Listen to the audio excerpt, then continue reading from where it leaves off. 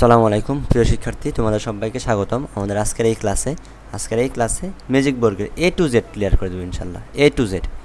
আচ্ছা দেখো, এবং আমি প্রতিশ্রুতি দিয়েছি যে ম্যাজিক বর্গের এই ক্লাসটা যদি না বুঝো, তো না বুঝলে সম্পূর্ণ এমবি ফ্রি দিব, এমবি ফেরত দেবো ইনশাল্লাহ। তো দেখো আমরা শুরু করে দিচ্ছি। আমরা এইখানে মূলত 3x3 ক্রমের ম্যাজিক বর্গ শিখব। প্রথমে 3x3 ক্রমের। তো এখানে দেখো 3x3 ক্রমের জন্য উপরে এই সারি বরাবর 3টা ঘর, উপরে 3টা ঘর, এই দিক বরাবর, হ্যাঁ, 1টা 2টা 3টা, আবার নিচ দিক বরাবর 3টা, 1টা 2টা 3টা এরকম। তো উপরে 3টা, নিচে 3টা, এইভাবে মোট ঘর আছে এখানে 9টি ঘর।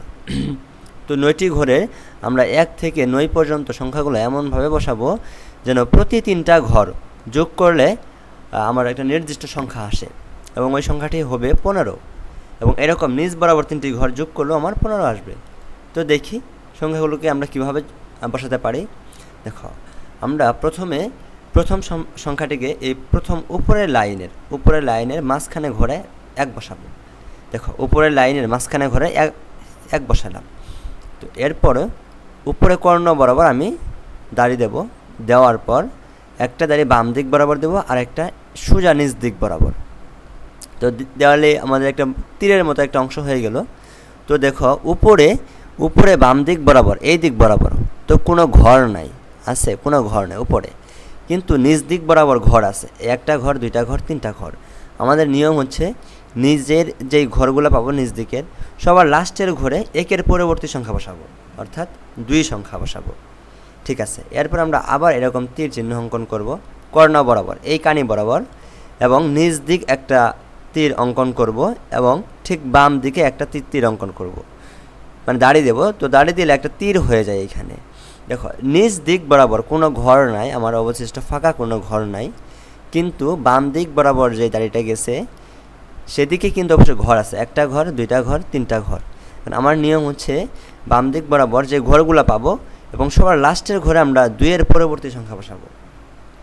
বুঝতে পারছো? তো আমি বসাইলাম 3। এখন কি করব, আবার আমরা কর্ণ বরাবর, অর্থাৎ এই যে কানি বরাবর দাড়ি দেব। দাড়ি দেওয়ার পরে আমরা একটা ঘর পাই, কিন্তু ওই ঘরটি পূরণ করা ঘর, তাই না, ফাঁকা ঘর নাই।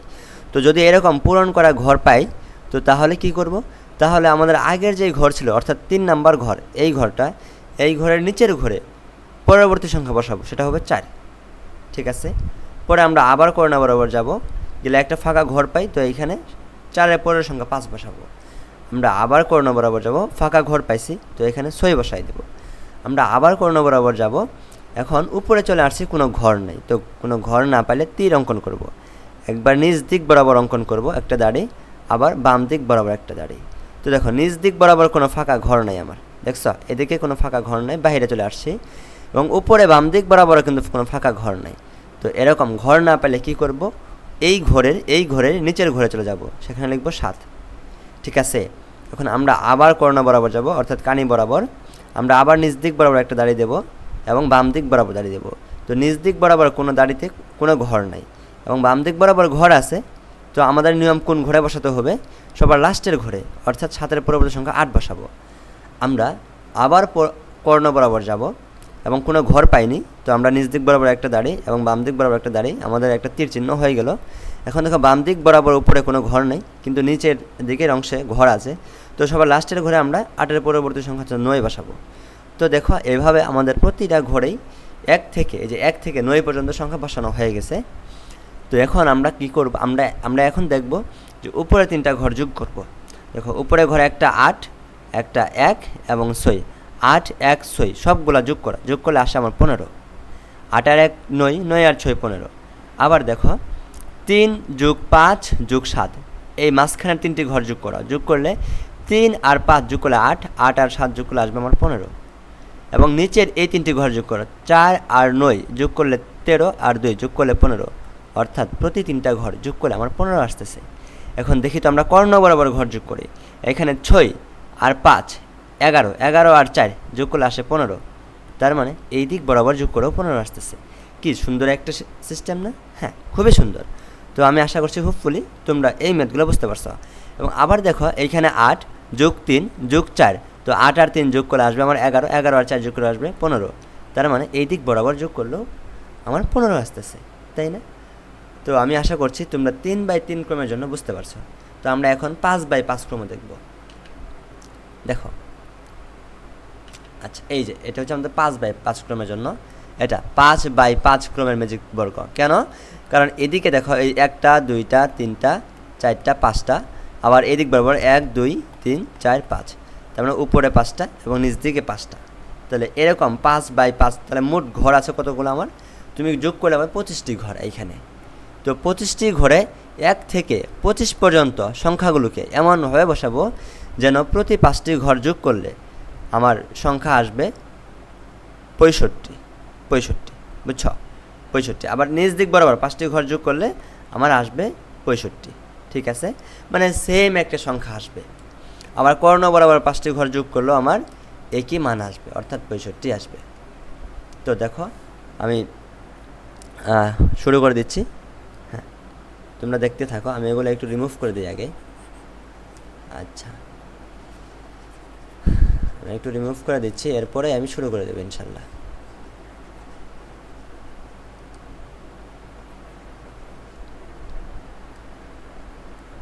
তো দেখো, আমরা প্রথমে কি করব, ওই উপরের সারি মাঝখানের ঘরে 1 বসাবো, মাঝের ঘরে। দেখো, এদিক বরাবর 2টি ঘর আছে, আবার এদিকে 2টি ঘর আছে। তো এটা এই 1-এর ঘরটা হচ্ছে মাঝের ঘরে 1 বসালাম। তারপর আমরা কর্ণ বরাবর দাঁড়িয়ে দেবো, এই যে কানি বরাবর দেওয়ার পর একটা দাঁড়িয়ে নিচ দিক বরাবর আর একটা বাম দিক বরাবর। তো বাম দিকের উপরে কোনো ফাঁকা ঘর নাই, কোনো ঘরই তো নাই, কিন্তু নিচ দিক বরাবর ঘর আছে, 1টা ঘর 2টা ঘর 3টা ঘর 4টা ঘর 5টা ঘর। আমরা কি করব, সবার লাস্টের ঘরে, একদম লাস্টের ঘরে একের পরের সংখ্যা বসাবো, অর্থাৎ 2 বসাবো, 2 লাস্টের ঘরে। এরপরে কি করব, আবার কানি বরাবর যাব, কর্ণ বরাবর।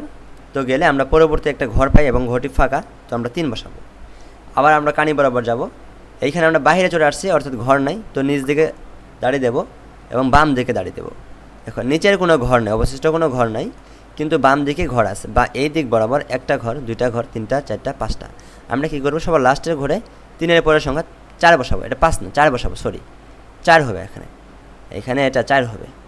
তো আমরা পরে কি করব, আবার কর্ণ বরাবর যাব এবং ফাঁকা ঘর পাইলে আমরা সংখ্যা বসা দেবো 5। দেখছো, মানে 4-এর পরের সংখ্যা 5। আমরা আবার কর্ণ বরাবর আসবো, তো আসলে আমরা একটা ঘর পাইছি, কিন্তু ঘরটি পূরণ করা, 1 ধারা পূরণ করা। তো পূরণকৃত এরকম ঘর পাইলে আমরা কি করব, 5-এর নিচের ঘরে, অর্থাৎ যেই ঘরে এখানে ছিলাম আমি, এই ঘরের নিচের ঘরে চলে আসবো, যেটা 6 নাম্বার, 6 লিখবো। আমরা আবার কর্ণ বরাবর যাব, ঘর পাইছি ফাঁকা, তো 7 লিখবো, কারণ 6-এর পরের সংখ্যা 7। আমরা আবার কর্ণ বরাবর যাব, ফাঁকা ঘর 8 লিখবো, আবার কর্ণ বরাবর যাব। তো বাইরে চলে আসছে, এখন কী করব, বাম দিকে একটি টান এবং নিচ দিকে একটি টান, তাহলে আমার তীর চিহ্ন হয়ে গেল। তো বাম দিকে কোনো ফাঁকা ঘর নাই, দেখো উপরে, কিন্তু নিচ দিক বরাবর ফাঁকা ঘর আছে, এবং এই ঘরে সবার লাস্টের ঘরে আমি 8-এর পরের সংখ্যা 9 বসাবো। আবার আমরা কর্ণ বরাবর যাব, হ্যাঁ, তো নিচ দিকে কোনো ঘর নাই, ফাঁকা ঘর নাই, কিন্তু বাম দিকে দেব, তো বাম দিকে ঘর আছে, বাম দিকে সবার লাস্টের ঘরে 9-এর পরের সংখ্যা 10 বসাবো। হোপফুলি আমি আশা করছি তোমরা এগুলো বুঝতে পারছো। এখন আমি আবার কর্ণ বরাবর যাব, তো আমরা একটা ঘর পাইছি, কিন্তু ঘরটি পূরণ করা আছে, সেখানে 6 আছে, তাই না? তো পূরণকৃত ঘর পাইলে কী করি, যেই ঘরে আগে ছিলাম 10 নাম্বার ঘরে, তো এই ঘর থেকে নিচের ঘরে চলে আসবো, ওই ঘরের নিচের ঘরে 11। আবার কর্ণ বরাবর, তো এই ঘরে 12, ফাঁকা ঘর পাইছি 12, আবার কর্ণ বরাবর ফাঁকা ঘর, তো 13, আবার কর্ণ বরাবর ফাঁকা ঘর 14, আবার কর্ণ বরাবর ফাঁকা ঘর 15। তো এখন আমি কী করবো, আবার কর্ণ বরাবর যাব, দেখো আসলাম। তো আসার পরে নিচ দিকে একটা দাঁড়িয়ে দিলাম এবং বাম দিকে দাঁড়িয়ে, দেখো নিচের দিকে দাঁড়িয়ে কোনো ঘর আছে নাই, বাম দিকে উপরে কোনো ঘর আছে নাই। তো কী করবো তাহলে, যেই ঘরে আসি 15 নাম্বার ঘরে, এই ঘরের নিচের ঘরে 16 লিখবো। আমি আবার কর্ণ বরাবর যাব, নিচের দিকে একটা দাঁড়িয়ে, নিচের দিকে কোনো ঘর নেই, বাম দিকে একটা দাঁড়িয়ে, এখন বাম দিকে ঘর পাচ্ছি, সেটা সবার লাস্টের ঘরে, আমরা 16 সংখ্যা 17 লিখবো। আবার কর্ণ বরাবর, নিচ দিকে একটা দাঁড়িয়ে, বাম দিকে একটা দাঁড়িয়ে, দেখো বাম দিকে কোনো ঘর নেই, কিন্তু নিচ দিকে ঘর আছে। দেখো নিচ দিকে কিন্তু নিচে একটি ঘর, আমি কিন্তু নিচের ঘরে বসাবো না, নিচ দিকে সবার লাস্টের ঘরে এই ঘরে লিখবো 17-এর পরের সংখ্যা 18। আমরা আবার কর্ণ বরাবর যাব, ফাঁকা ঘর, তো 19, আবার কর্ণ বরাবর ফাঁকা ঘর, তো 20, আবার কর্ণ বরাবর। এই ঘরটি কি ফিল আপ করা না, ফিল আপ ঘর। তো কী করব, যেই ঘরে ছিলাম, মানে কি 20 নাম্বার ঘরে, এই ঘরের নিচের ঘরে আসবো, আসে 21 লিখবো। আবার কর্ণ বরাবর ফাঁকা ঘর 22, আবার কর্ণ বরাবর, নিচ দিকে দাঁড়ি, নিচে কোনো ঘর নেই, বাম দিকে দাঁড়ি, তো বাম দিকে সবার লাস্টের ঘরে আমরা 23 লিখবো, এটাই তো নিয়ম। আমরা আবার কর্ণ বরাবর, তো এখানে লিখবো 24, আবার কর্ণ বরাবর। দেখো বাম দিকে একটা দাঁড়িয়ে দিলাম, বাম দিকে কোনো ঘর নেই উপরে, নিজ দিক বরাবর দাঁড়ি, হ্যাঁ নিজ দিকে ঘর পাইছি এবং সবার লাস্টের ঘরে, তোমরা খেয়াল করো সবার লাস্টের ঘরটি ফাঁকা এবং সেখানে লিখবো আমরা 25। তো দেখো হোপফুলি আমরা আশা করছি এখন 1 থেকে 25 পর্যন্ত, এই এখানে 1 তার থেকে 25 পর্যন্ত সবগুলো সংখ্যা আমরা যোগ করে মানে বসিয়ে ফেলছি 25টি ঘরে। এখন মজার বিষয় হচ্ছে দেখো প্রত্যেকটা ঘর, প্রতি 5টি ঘর যোগ করলে তুমি একটা নির্দিষ্ট সংখ্যা পাবা, সেটা হবে 65। হ্যাঁ, তো দেখো আমি যোগ করে দেখি। প্রথমে 17, তার সাথে যোগ করবা 24, তার সাথে যোগ করবা 1, তার সাথে যোগ করবা 8 এবং সবশেষ যোগ করবা 15। তো এই উপরের সবগুলা সংখ্যা যোগ করলে তুমি পাবে 65। বুঝছ? আমি তোমাদের যোগটা দেখাচ্ছি না, তোমরা যোগ করো, তুমি 65 পাবা। আবার দেখো এই বরাবর, এই যে উপরে 17 যোগ 23 যোগ 4 যোগ 10 যোগ 11, এই বরাবর সবগুলা যোগ করলেও তুমি 65 পাবা। বুঝছ? আবার কি কর্ণ বরাবর দেখো, এইখানে আছে 11, তারপরে 12, তারপর 13, তারপর 14, তারপর 15, অর্থাৎ এই কর্ণ বরাবর সবগুলা ভুক্তি বলতে উপাদান বোঝায়, উপাদানকে যোগ করলে তুমি 65 পাবা। তুমি একটু যোগ করে দেখো, হ্যাঁ তুমি 65 পাবা। মানে তুমি যেভাবে যোগ করো না কেন তুমি একটা নির্দিষ্ট সংখ্যা পাবো, সেটা হবে 65। এখন শুনো, তো বুঝতে পারছো ইনশাল্লাহ? হ্যাঁ, তো এখন আরেকটা বিষয়, তুমি যে 65 পাচ্ছ তুমি কিভাবে পাচ্ছ এটাও কিন্তু বোঝা যায় একটা সূত্রের মাধ্যমে, যে কত তুমি পাবা। দেখো সূত্রটি হচ্ছে ক ইন্টু কয়ের স্কোয়ার যোগ 1 ভাগ 2 ভাগ 2। এটা হচ্ছে ম্যাজিক বর্গ যে আমি নির্ণয় করতেছি, এই ম্যাজিক বর্গ নির্ণয় যে ম্যাজিক সংখ্যা মানে কত হবে অ্যাকচুয়ালি। তো দেখো কয়ের মান যেহেতু আমি 5/5 ক্রমে করতেছি, তাই কয়ের মান বসাবো 5। তো কয়ের জায়গায় 5 বসালাম, আবার তো কয়ের জায়গায় 5, এখানে কয়ের স্কোয়ার ছিল তো 5-এর স্কোয়ার, তারপর যোগ, এখানে আছে 1 তো এখানে 1 লিখলাম ব্র্যাকেট, পরে ভাগ, নিচে আছে 2 তো 2 লিখলাম। বুঝতে পারলা? হ্যাঁ, উপরে যা ছিল আমি এই লাইনে তাই লিখছি, শুধু কয়ের জায়গায় 5 বসাইছি, আর সব সেম। তো দেখো এখানে 5 আছে লিখলাম, গুণন 5-এর স্কোয়ার মানে 5 গুণন 5, তো 5 গুণন 5 করা মানে 25, 5×5 = 25 যোগ 1, তো 25 আর 1 যোগ করলে হবে 26, ভাগ হবে 2। তো এখানে দেখো 5 গুণন 26, দেখো আমি যদি সহজ করে লিখি তো 5 গুণন 26 করলে আসবে 130, তুমি গুণ করো 130 পাবা। তো ভাগ লিখবা 2, কারণ নিচে ভাগ 2, তো 130 ভাগ 2 করলে তুমি পাবা 65। বুঝতে পারছো? এই যে 65 যেটা, সেটা ছিল এই যে এখানে আমাদের ম্যাজিক বর্গের ম্যাজিক সংখ্যা 65। বুঝতে পারছো? এখন দেখো আরেকটু বুঝাই, আমি যখন 3/3 ক্রমে ছিলাম, তাই না? তো এটার জন্য সূত্র কি? সেম সূত্র এই যে ইন্টু কয়ের স্কোয়ার যোগ 1 ভাগ হবে 2। তো দেখো যেহেতু 3/3 ক্রমের, তাই কয়ের জায়গায় আমি 3 বসাবো, কয়ের জায়গায় 3 ইন্টু 3-এর স্কোয়ার যোগ 1 ভাগ 2। এখানে দেখো 3 ইন্টু 3-এর স্কোয়ার বলতে 3 গুণন 3, কোনো কিছুর স্কোয়ার বলতে বোঝায় ওই সংখ্যাটা 2 বার গুণন, তো 3 2 বার গুণ করলে আসবে আমার 9, 3 3 9 যোগ 1 ভাগ 2। দেখো 3 গুণন 9 আর 1 যোগ করে আসবে 10, ভাগ করব 2 দ্বারা, তো 3 গুণন 10 করলে 30 ভাগ 2 = 15। দেখছো এই যে 15, এই যে এখানে আমার যে 15 আসলে এই 15 হচ্ছে এইখানে, এই 15 থেকে আসছে। তো হোপফুলি তোমরা বুঝতে পারছো কীভাবে ম্যাজিক বর্গের ম্যাজিক সংখ্যা নির্ণয় করবা। এটা হচ্ছে ম্যাজিক সংখ্যা, 15 হচ্ছে ম্যাজিক সংখ্যা। ঠিক আছে, তো আমাদের এখন 3 ক্রমের এবং 5 ক্রমের ম্যাজিক বর্গ হয়ে গেল। আমরা এখন 4 ক্রমেরটা শিখব। দেখো এগুলা তোমরা সলভ করবা। দেখছো এটা 3টা ঘর আছে, এদিকে 3টা ঘর আছে। তো আমরা এখন 4 ক্রমেরটা শিখব। দেখো এই যে 4/4 ক্রমের ম্যাজিক বর্গ। আচ্ছা, একটা বিষয়, এগুলার নাম তোমরা বলো তো ম্যাজিক বর্গ কেন বলা হয়? আচ্ছা, বর্গ কেন বলছো? বর্গ তো বুঝো, তাই না? দেখো তো এদিক বরাবর যে মানে যতটুকু লম্বা আছে, এদিক বরাবর যে লম্বা অর্থাৎ দৈর্ঘ্য, এই বরাবর দৈর্ঘ্য এবং এই বরাবর দৈর্ঘ্য কিন্তু সেম, এবং প্রত্যেকটা ঘর দেখো প্রত্যেকটা ঘরের দৈর্ঘ্য সেম, এদিক বরাবর যা এদিক বরাবর তাই, মানে একটা বর্গ, প্রত্যেকটা ঘর এক একটা বর্গ। এবং ম্যাজিক তাহলে বর্গ বুঝলো তো ম্যাজিক কেন? ম্যাজিক বলতে এই জন্য বোঝায় কারণ প্রতিটা ঘরের সংখ্যা মানে প্রতি 4টি ঘরের সংখ্যা যোগ করবা, তুমি যোগ করলে একটা নির্দিষ্ট সংখ্যা পাবা। কর্ণ বরাবর 4টি ঘর যোগ করলে একটি নির্দিষ্ট সংখ্যা পাবা। তো যাই হোক, এই জন্য এগুলাকে অ্যাকচুয়ালি ম্যাজিক বর্গ বলা হয়। আমি যদি এটা প্রথমে বলতাম, কিন্তু বলতে ভুলে গেছিলাম, তো এখন একটু বলে দিলাম। তো এখন দেখো আমরা করতেছি 4/4 কোণ ম্যাজিক বর্গের জন্য না একটু ডিফারেন্ট, ওই আগের নিয়মে করলে হয় না, কারণ এগুলো মানে জোড়া সংখ্যা। তোমরা কিভাবে করবে তাহলে এগুলা? আচ্ছা দেখো তো, আমি 1 থেকে এখানে ঘর কতগুলো আছে এটা বলো তো। এই 16টি আছে। কারণ কি, দেখো এই বরাবর 4টি ঘর, আবার নিজ দিক বরাবর কিন্তু 4টি ঘরই আছে, তাই না? তো প্রতিবার 4টি ঘর যোগ করলে মানে সবগুলো তুমি হিসাব করলে তুমি 16টি ঘর পাবা। তো এই 16টি ঘরে আমি 1 থেকে 16 পর্যন্ত সংখ্যাগুলো লিখি। 1 2 3 4 5 6 7 8 9 10 11 12 13 14 15 16। দেখছো আমি 1 থেকে 16 অবধি লিখলাম। তো এখন দেখো আমি একটা কাজ করব, সেটা হচ্ছে এই যে এখানে যে 2টা ঘর আছে, 2টা ঘর কত, 5 আর 9। তো এই ঘরের জায়গায় এই যে এখানে 5 আর 9 আমি দিয়ে দিলাম। আবার এইখানে এই পাশে 8 আর 12 দুটি ঘর না, 8 আর 12, তো আমি 8 12 লিখে ফেললাম।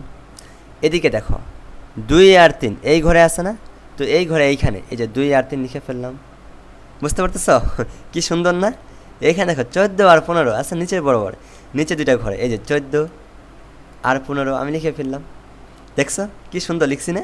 তো এখানে দেখো এই যে উপরে প্রথম ঘরে কি 1 ছিল না, 1, তো এই 1টা আমি লিখবো প্রথমে না লিখে লিখবো সবার লাস্টের ঘরে। বুঝছো কি সুন্দর?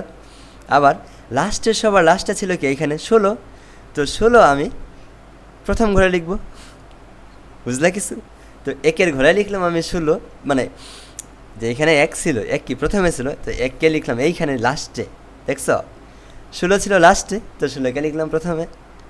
হ্যাঁ, আবার দেখো এই যে উপরে 4 সংখ্যা এই ঘরে, 4 উপরে এইখানে হওয়ার কথা, তাই না? 4, তো 4কে আমি লিখবো এই লাস্টে এই ঘরে, উল্টা। আর এইখানে নিচে এই কর্ণা বরাবর নিচে 13 ছিল, এই 13কে আমি লিখবো এইখানে উপরে। বুঝতে পারলা? এইখানে ছিল 4, তো 4 গেল নিচে, এইখানে ছিল 13, তো 13 গেল উপরে। মানে আমি উল্টা কাজ করতেছি, এই বুঝতে পারতেছ? এবার দেখো এই ঘরে ছিল 6, তাই না? 6কে আমি লিখবো, 6 এই ঘরে ছিল, তো 6কে আমি লিখবো এর নিচের ঘরে, এই ঘরে 6। উল্টা কাজ করতেছি। আবার এই ঘরে আছে 7, তো 7কে আমি লিখবো, 7 অ্যাকচুয়ালি এই ঘরে ছিল, এটাকে লিখবো এই ঘরে, অর্থাৎ উল্টা ঘরে, এইখানে 7 লিখবো। তো আমি যখন এখানে 7 লিখলাম, তাই না? তো এইখানে আবার কি ছিল 10 না, তো 10কে লিখবো আমি এই ঘরে, উল্টা সব উল্টা। এই ঘরে কি 11 না, তো 11 ছিল এই ঘরে, আমি 11 লিখবো এই ঘরে, উল্টা। এই তোমরা কি বুঝতে পারলা? দেখো আমি উল্টা কাজ কি করলাম, উল্টা কাজ এগুলা করছি না? খুব সুন্দর না? দেখো এই যে 16 1 4 13, এই ঘরগুলো আমি উল্টাই দিই, মানে একটা অপরটার জায়গায় দিছি, তাই না? হ্যাঁ, তো আশা করতেছি তোমরা এই অংশটা বুঝতে পারছো। এখন দেখো আমি যদি আর একটু সহজ করে বলি, দেখো আমি আর একটু সহজ করে বলি, ঠিক আছে? এটা কি 4 ক্রমে ম্যাজিক বলবো, তাই না? দেখো এটা তুমি অন্যভাবেও চিন্তা করতে পারো। সেটা কি, দেখো তো আমি যদি এইভাবে একটু দেখো, হ্যাঁ এই দেখো এই বরাবর আমি একটা কর্ণ আঁকি, কর্ণ বুঝো, দেখো কর্ণ বরাবর একটা দাঁড়িয়ে দিই, কর্ণ বরাবর বলতে কানি বরাবর, এই যে কর্ণ বরাবর দাঁড়িয়ে দিলাম। হ্যাঁ, কর্ণ বরাবর। আবার এই দিক বরাবর আমি একটা কর্ণ বরাবর দাঁড়িয়ে দিচ্ছি। দেখো 4/4 ম্যাজিক বর্গটা আমি আরও একটু সহজ করে বোঝাচ্ছি। দাঁড়িয়ে দিলাম, ঠিক আছে? দাঁড়িয়ে দেওয়ার পর এখন দেখো যেই ঘরগুলোতে এরকম দাড়ি পড়ছে, ওই ঘরগুলোতে আমি কিছু লিখবো না, এবং বাদ বাকি ঘরগুলোতে লিখবো। দেখো এইগুলোতে এই ঘরে দাঁড়িয়ে পড়ছে, এই ঘরে আছে দাঁড়িয়ে, এই ঘরে দাঁড়িয়ে, এই ঘরে দাঁড়িয়ে, তাই না? তো এইগুলো আমি এগুলোতে খালি রেখে যাব। খালি রেখে বাদ বাকি ঘরগুলোতে আমি 1 থেকে 16 পর্যন্ত সংখ্যাগুলো বসাই যাব। দেখো এই ঘরে কি প্রথম ঘর তো 1 হওয়ার কথা, আমি লিখবো না, কারণ কি দাঁড়িয়ে আছে। তো এটা ফাঁকা ঘর, তো এখানে 2 লিখবো, কারণ 1-এর পরে 2, তারপরে ফাঁকা ঘর, 2-এর পরে সংখ্যা 3, 3-এর পরে 4 হওয়ার কথা, কিন্তু এই ঘরে তো দাঁড়িয়ে আছে, তাহলে আমি লিখবো না। তো 4-এর পরের সংখ্যা 5, ফাঁকা ঘর লিখে ফেললাম। এখানে 6 হওয়ার কথা কিন্তু দাঁড়িয়ে আছে, তো লিখবো না। 7 হওয়ার কথা কিন্তু দাঁড়িয়ে আছে, লিখবো না। 8 হওয়ার কথা, তো 8 লিখবো, কারণ ঘর ফাঁকা। এরপরে ঘরে 9 হওয়ার কথা, 9 লিখবো কারণ ঘর ফাঁকা। তারপরে 10 হওয়ার কথা, কিন্তু তো দাঁড়িয়ে আছে এই ঘর, তাই না? তো লিখবো না। এই ঘরে 11 হওয়ার কথা, দাঁড়িয়ে আছে, লিখবো না। তো এই ঘর ফাঁকা এবং লিখবো 12, কারণ 11 পরের সংখ্যা 12। তো এই ঘরে আবার দাঁড়ি, তো লিখবো না, 13 হওয়ার কথা ছিল। তো এই ঘরে ফাঁকা, তো 13 পরের সংখ্যা 14 লিখবো। এই ঘরটা ফাঁকা, 14 পরের সংখ্যা 15 লিখবো। এই ঘরে কিন্তু আবার লাল দাঁড়ি, তো লেখার কথা ছিল 16, কিন্তু আমি লিখবো না, 16 লিখবো না। তো দেখো আমার কাজ শেষ হলো। এখন আমি আরেকটা কাজ করব, সেটা হলো এই দাড়িগুলো আমি পরিষ্কার করে দেবো। দেখো মুছে ফেলতেছি, দেখো আমি মুছে ফেললাম দাড়িগুলো, আমি মুছে ফেললাম, শেষ, তাই না? তো এখন দেখো এখানে যেহেতু, আচ্ছা এটা আমি লাল কালি দিয়ে লিখি। এখানে 16 হওয়ার কথা ছিল, তাই না? তো আমি লিখি নাই। এই ঘর থেকে আমি উল্টা ক্রমে আবার 1 থেকে শুরু করব। ধরো এই ঘরে লিখবো 1, তাহলে এই ঘর হওয়ার কথা ছিল 2, তো ঘরে তো 5 আছে, তো লিখবো না। এই ঘর হওয়ার কথা ছিল 3, এই ঘর হওয়ার কথা ছিল 4, তো 4 লিখে দিলাম। এই ঘর হওয়ার কথা 5, তো এটা হবে 6, এটা 7, এটা 8 হওয়ার কথা ছিল, 9 তো আছে, তো লিখবো না। এটা হবে 9, তো এটা হবে তাহলে 10, দেখছো? তো এই ঘরে আমি লিখবো 11, 10 পরের সংখ্যা। এটা হওয়ার কথা ছিল 12, এটা হবে কত? 13। এখানে 14, 15, এই লাস্টের ঘরে 16। তোমরা কি কিছু বুঝতে পারলা? তো এইভাবেও তোমরা করতে পারো, এইভাবেও তুমি সবগুলা ঘর যোগ করলে এখন একটা নির্দিষ্ট মান পাবা, সেটা হবে 34। কীভাবে? দেখো 16 আর 2 যোগ করলে পাবা 18, 18 আর 3 যোগ করলে তুমি পাবা 21, 21 আর 3 যোগ করা আগে, 21 আর 3 যোগ করলে আসবে তোমার 24, আর 10 যোগ করলে আসবে 34। অর্থাৎ তুমি এই 4টি ঘর যোগ করলে পাবে 34।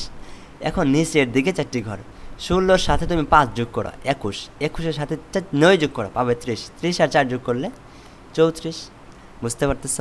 এখন কর্ণ বরাবর ঘর, কানি বরাবর, দেখো এই 4-এর সাথে তুমি 7 যোগ করো, 7 যোগ করলে 11, 11-র সাথে 10 যোগ করো, 10 যোগ করলে পাবে 21, 21-এর সাথে 13 যোগ করো, 21 আর 13 যোগ করলে পাবে 34। কি সুন্দর কাহিনী না? তুমি যে দিক থেকে যোগ করো না কেন, প্রতি 3টা ঘর, এই 4টি ঘর যোগ করেছো, 4টি ঘর যোগ করে তুমি 34 পাবা। এই যে 5 যোগ 11 যোগ 15, 10 যোগ 8, সবগুলো যোগ করা 34 পাবে। এই 4টি, এই বরাবর 4টি ঘর যোগ করলেও 34 পাবে। কি সুন্দর একটা কাহিনী না? সুন্দর তো। এবং 34 যে হলো, এটা তুমি কিভাবে সূত্র দ্বারা প্রমাণ করবা?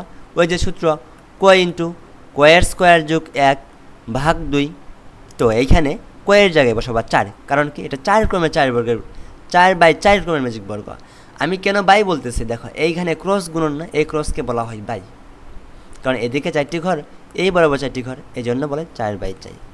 তো কয়ের জায়গায় 4 বসাই, যেইখানে ক আছে ওইখানে 4, বাদ বাকি সেম থাকবে। বুঝতে পারলা? তো এখন দেখো 4 ইন্টু এইখানে কিন্তু ইন্টু, এটা বুঝছো? ইন্টু মানে গুণন। এখানে 4-এর স্কোয়ার মানে কি 4 2 বার গুণ, 4 গুণন 4, 4 4 আর 16 আর 1 যোগ করলে কত আসবে? 17। আমি একবারে লিখে দিলাম, ভাগ 2। এখন দেখো 4 গুণন 17, তুমি এইভাবেও করতে পারো যে 4 ভাগ 2 করলে কাটাকাটি করলে আসবে 2। এখন 2 গুণন 17 করলে আসবে 34। দেখছো 34 কি আসলো? এটা আমার ম্যাজিক সংখ্যা আসলো, 4/4 ক্রমের ম্যাজিক বর্গের ম্যাজিক সংখ্যা 34। তো আমি আশা করছি হোপফুলি তোমরা এগুলা বুঝতে পারছো। তো ধন্যবাদ তোমাদের সবাইকে, তোমরা এগুলা প্র্যাকটিস করো। তো এই ছিল কাহিনী। তো আশা করছি তোমরা সবগুলাই বুঝতে পারবা। তো তোমরা আমাদের সাথে যুক্ত থাকো। তো তোমাদের জন্য অ্যাকচুয়ালি আমি তোমাদের বৃত্তি পরীক্ষার জন্য কাজ করবো ইনশাল্লাহ, এবং কাজ করছি ইনশাল্লাহ। তোমাদের বৃত্তি পরীক্ষা এবং তোমাদের বার্ষিক পরীক্ষা, এবং সামনে যেহেতু তোমাদের অর্ধবার্ষিক পরীক্ষা রয়েছে, মানে হাফ ইয়ারলি পরীক্ষা, তো এই জন্য আমি চেষ্টা করতেছি তোমাদের জন্য কিছু করার। তো তোমরা সবাই আমার সাথে যুক্ত থাকো, ভালো থাকো, সুস্থ থাকো। আসসালামু আলাইকুম সবাইকে।